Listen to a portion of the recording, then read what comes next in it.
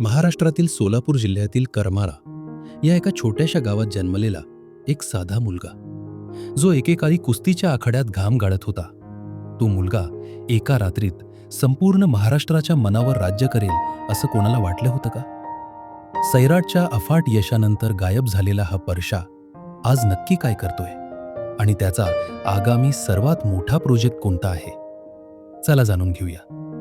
आकाश ठोसरचा आखाड्यापासून ते रुपेरी पडद्यापर्यंतचा संपूर्ण थरारक आणि प्रेरणादायी प्रवास. सोलापूर जिल्ह्यातील करमाळा गावात 24 फेब्रुवारी 1993 रोजी आकाश ठोसरचा जन्म झाला. गावाकडचं साधं वातावरण आणि घरातच कुस्तीची परंपरा.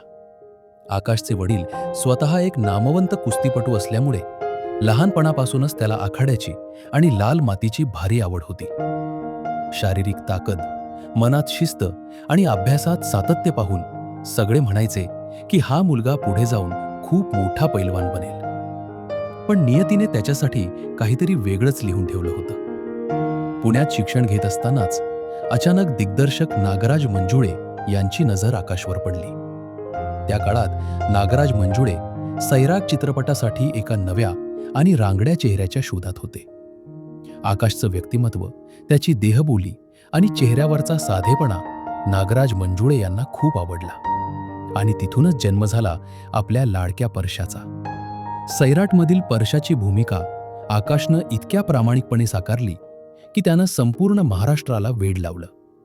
रिंकू राजगुरू सोबतची त्याची जोडी इतकी गाजली की आकाश ठोसर रातोरात स्टार बनला. पण सैराटच्या यशानंतर आकाश तिथेच थांबला नाही. एकाच साच्यात अडकून न राहता त्यानं नवनवीन प्रयोग केले. 2017 मध्ये FU चित्रपटातून त्यानं तरुण पिढीची नवी बाजू मांडली.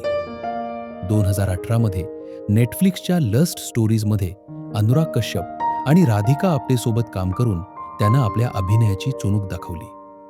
2020 मध्ये 1962 the war in the hills या वेब सिरीजमध्ये त्याने एका खऱ्याखुऱ्या भारतीय सैनिकाची भूमिका साकारली.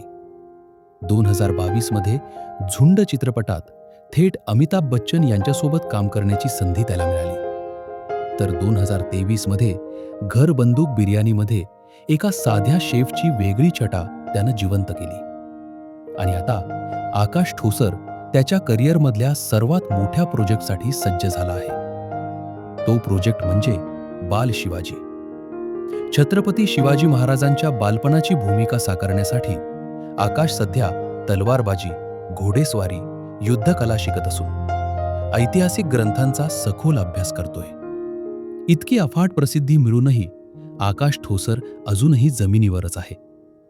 तो पार्ट्या आणि झगमगाटापासून दूर राहून मूळ गावी जातो. निसर्गाच्या कुशीत वेळ घालवतो.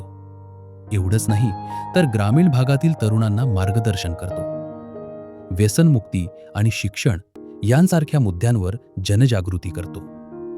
एका साध्या गावातून आलेला मुलगा जेव्हा आपल्या जिद्दीच्या जोरावर यशाचं शिखर गाठतो, तेव्हा तो प्रवास प्रत्येकालाच प्रेरणा देतो. आकाश ठोसरचा बाल शिवाजी हा चित्रपट पाहण्यासाठी तुम्ही किती उत्सुक आहात, आम्हाला कमेंट करून नक्की सांगा. व्हिडिओ आवडला असेल तर लाईक करा, शेअर करा आणि आपल्या चॅनलला सबस्क्राईब करायला विसरू नका. धन्यवाद.